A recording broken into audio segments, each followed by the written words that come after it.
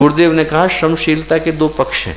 पहला पक्ष तो कि आदमी एक एक क्षण का, एक एक सेकंड का, समय का बेहतर सदुपयोग कर ले। पहले चरण में समय में से कुछ चीज खाली नहीं जा रही है, आलस्य में, प्रमाद में समय नहीं जा रहा है। व्यक्तिगत दृष्टि से आदमी समीक्षा कर ले, विश्लेषण कर ले कि कहीं ऐसा तो नहीं कि हमारे दिनचर्या का कोई हिस्सा जो है वो ऐसे कार्यों में जा रहा है जहां जाने की आवश्यकता नहीं।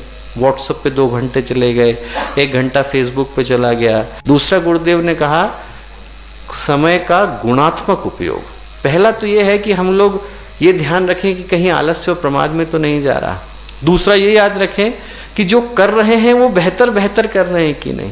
कल हमने स्वाध्याय करा, आज उससे बेहतर कर लें। कल साधना करी, आज उससे बेहतर कर लें। कल कोई बात कही थी, संभाषण था, आज उससे बेहतर दे दें। जो हम कर रहे थे कि व्यक्ति के नाते, एक कार्यकर्ता के नाते, उसमें गुणात्मक सुधार आ पाया कि नहीं।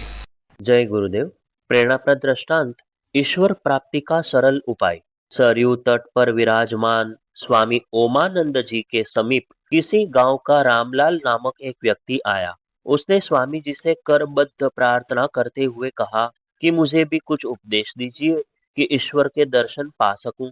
स्वामी जी ने रामलाल से कहा, ओ रामलाल, कृष्ण भगवान का ध्यान इस प्रकार करो कि भगवान कृष्ण पालथी मारे बांसुरी हाथ में लिए हुए तुम्हारे हृदय कमल में बैठे हुए हैं। यह ध्यान करते हुए ओम नमो भगवते वासुदेवाय मंत्र का मन में जाप करो।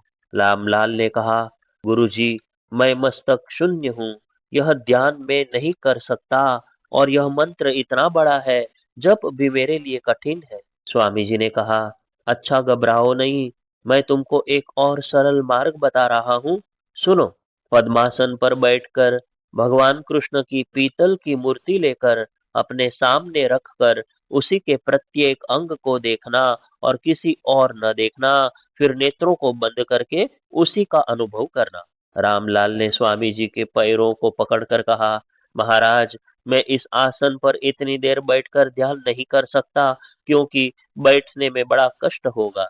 यदि मैं अपने कष्ट का ध्यान करूंगा तो मूर्ति का ध्यान नहीं हो सकेगा। गुरु महाराज, कोई इससे सरल उपाय बतलाने की कृपा कीजिए। स्वामी जी ने कहा कि अपने पिता के चित्र को सामने रखकर एकाग्र चित्त से देखिए।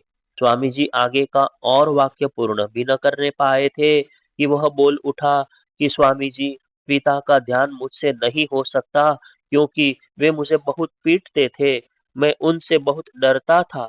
यदि कहीं स्वप्न में भी देख लेता हूँ तो रात्रि काटना कठिन हो जाती है, मेरे पैर कांपने लगते हैं। प्रभु, कोई सरल उपाय बताइए जिसको मैं कर सकूं। स्वामी जी कुछ विचार कर थोड़ी देर पश्चात बोले कि रामलाल, अच्छा, यह बतलाओ कि तुमको कौन सी वस्तु सबसे प्रिय लगती है। वह बोला कि भैंस, क्योंकि उससे दूध, मक्खन तथा घी बहुत खाया है और यह मेरी आंखों के सामने नाचती रहती है। स्वामी जी ने कहा कि तुम उस कोठरी में जाओ और दरवाजा बंद करके बैठ जाओ एवं उसी भैंस का ध्यान करो और किसी अन्य बात को न सोचना। वह बड़ा प्रसन्न हुआ और स्वामी जी की आज्ञानुसार कार्य आरंभ कर दिया। 3 दिन बीत गए, खाना पीना छोड़कर उसी ध्यान में लीन हो गया।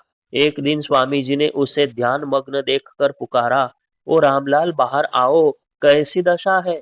रामलाल ने कहा कि मैं कैसे बाहर आऊं, मेरे तो बड़े बड़े सींग हैं, मैं बृहत काय वाली भैंस हो गया हूँ। तब स्वामी जी समझ गए कि अब वह एकाग्र चित्त वाला तथा समाधि योग्य हो गया। स्वामी जी ने पुनः पुकार कर कहा कि तुम भैंस नहीं हो, तुम अपना ध्यान बदल दो। भैंस का नाम रूप भूल जाओ और भैंस के सत स्वरूप सच्चिद आनंद का ध्यान करो, यही तुम्हारा वास्तविक स्वरूप है। रामलाल ने अपना मार्ग बदलकर स्वामी जी के उपदेश अनुसार चलते हुए अपने जीवन लक्ष्य मुक्ति को प्राप्त किया। जो वस्तु प्रिय हो उसी का ध्यान करते हुए आगे बढ़ना चाहिए, न कि मन को बलात् खींचकर किसी ध्यान में लगाना। इससे मन टिकता नहीं। जय गुरुदेव।